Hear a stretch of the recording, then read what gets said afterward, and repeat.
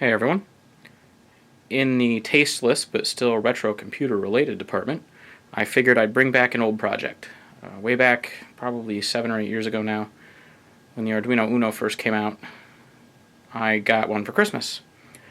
And in looking for a project for it, I thought, we had a natural gas leak in the house once. I'll build myself a little DIY natural gas detector. Not really to protect the family, but it was just something to kind of learn the basic dealings of a microcontroller. So, in building one, I found out it was pretty bad at detecting natural gas, but I figured out it was pretty good at detecting farts.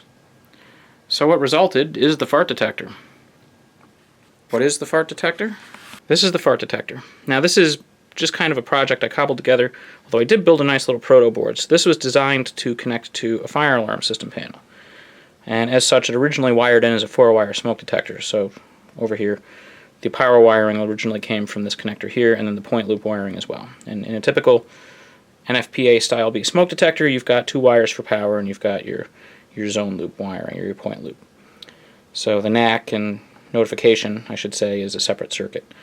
So anyway, I built this thing. The Arduino Uno is under this shield that has my warm catalyzed gas detector, and then I built this little proto board here that provides electrical isolation through the use of a miniature relay. So the alarm panel was particularly sensitive to fluctuations in voltage, so I figured isolating the point loop entirely allowed me the most control and the most reliability. So this was connected to an alarm system panel for a long time, and was in my basement, much to the chagrin of my wife.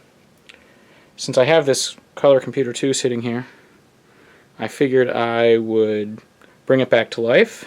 And so I've built a little interface cable for it, which goes back here on the color computer to the joystick port. And believe it or not, I was able to find a 6-pin DIN locally. I didn't have to send away for it. So I wired that up, and now I'm going to give you a little demonstration. Okay, so the way the fart detector works, it actually has 2 modes. It has a latching mode for connection to an alarm panel, where once the alarm sounds or is activated, the point latch is closed, and you have to reset the detector by removing power. That's typically how NFPA, I guess style A and B smoke detectors work. You remove power for them and the device resets. Otherwise, once they're alarmed, they latch. In this mode, I've reprogrammed it so that it will release after a period of time passes. It'll open the relay. So to test it, I'm going to load in a fart program using my deload server from my previous video.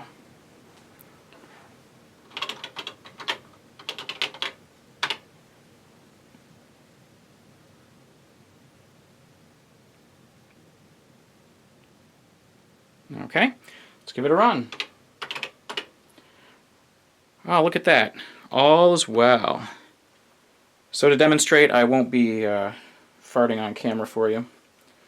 I don't think any of us needs that, and to be perfectly honest with you, trying to force that kind of thing usually results in a situation where you don't need a fart detector to tell you what's wrong.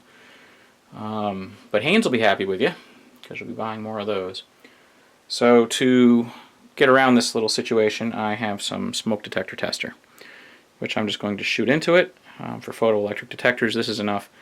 Butane also works particularly well, but methane even better. So let's give it a shot. As you can see, the color computer again says all is well. Let's see what happens. Oh no, a fart is detected.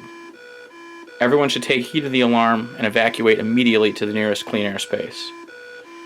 Now, as I mentioned earlier, the alarm is not permanently latching. It will unlatch the relay after the contaminant has cleared out. There we go. All's well. Ready for the next alarm. I wonder if I could hit it with a butane and make it work. Let's find out. So for this test, I don't know if I can do it, but I have a can of butane. I'm going to see if I can trigger it with my fingers here and get it to go. Yep, there we go. This will probably clear out a little faster. And to be honest, the way this really works is it's just an oxygen sensor. And anything that displaces the oxygen will change the value that the sensor puts out, and what I do is I take a rolling average so that minute changes in air, moisture, anything like that doesn't cause the alarm to go off. I don't have fixed numbers in there. Instead, it takes a rolling average, and then if the a value detected is suddenly a couple of standard deviations greater than the average, it throws the alarm. It's not the most complex algorithm in the world, but it's good enough for this. And in terms of detecting farts, it was actually remarkably good. So that's it. That is the fart detector for the Color Computer 2, a must-have accessory for any Coco owner. I hope you enjoyed this, and we'll see you next time, and we'll end on the note that all is well. Thanks for watching.